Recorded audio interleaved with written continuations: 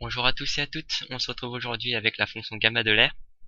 Alors la fonction gamma de l'air, on la note grand gamma. Elle est définie sur 0 plus infini ouvert.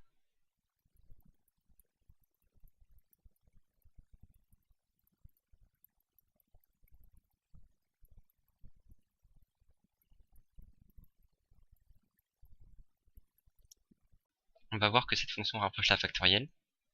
Alors tout d'abord, on va voir qu'elle est bien définie. Tout d'abord, je vais noter petit f, la fonction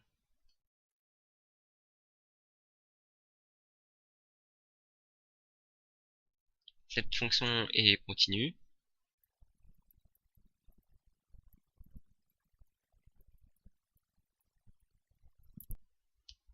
Donc localement intégrable sur 0 plus l'infini, c'est-à-dire qu'elle est intégrable sur tout segment.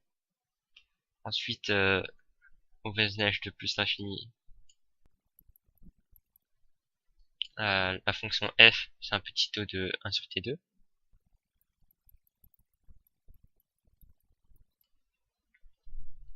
C'est dû à la croissance de l'exponentielle, par croissance comparée, et donc, par critère de négligeabilité, la fonction f est intégrable au voisinage de plus l'infini,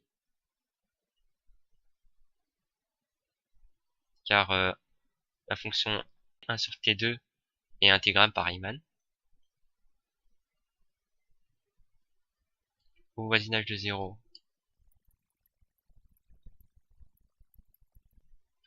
bah, c'est la fonction, enfin, c'est équivalent à t exposant x moins 1, car exponentielle 0, ça vaut 1. Et ça, c'est intégrable au voisinage de 0 par Riemann, car x est strictement positif. Si vous voulez, ça c'est égal à 1 sur t1 moins x. Et on sait que ça c'est intégrable si et seulement si 1 moins x est inférieur à 1. C'est-à-dire x supérieur à 0. Ce qui est le cas. Donc, puisqu'elle est intégrable au voisinage de plus l'infini au voisinage de 0, et intégrable sur tout segment, alors elle est intégrable sur 0 plus l'infini.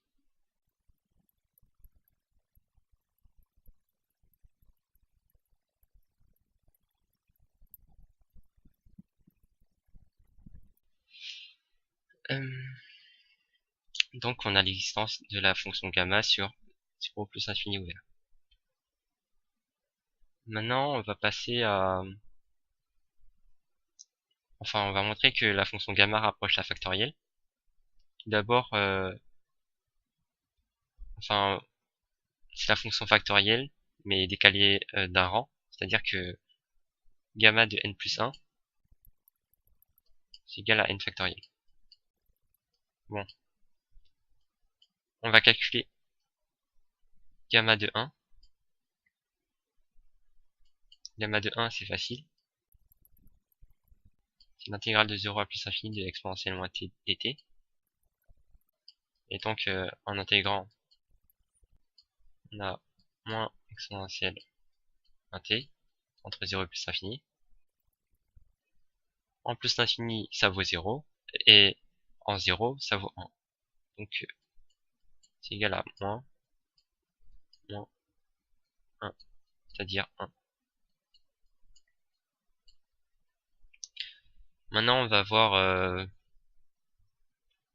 que gamma n plus 1, c'est égal à n gamma n.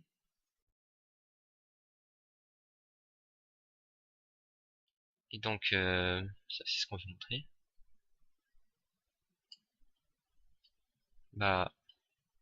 Gamma n plus 1, on reprend la définition.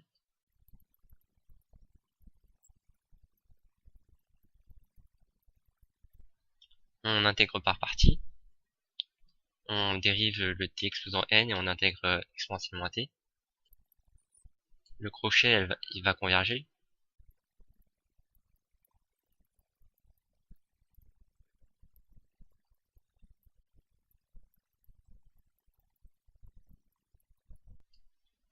Le moins qui était là a été supprimé par l'intégration de l'exponentielle. C'est pour ça qu'on a un plus. Et le n qui descend de t exposant n.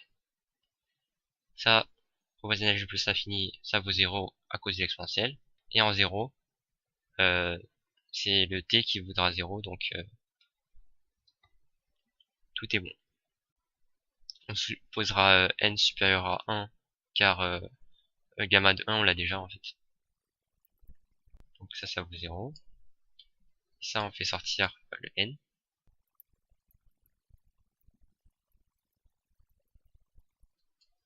Et ça, on connaît, c'est gamma n. Donc ça, c'est égal à n gamma n. Ainsi, on a un peu décrit les étapes de la récurrence.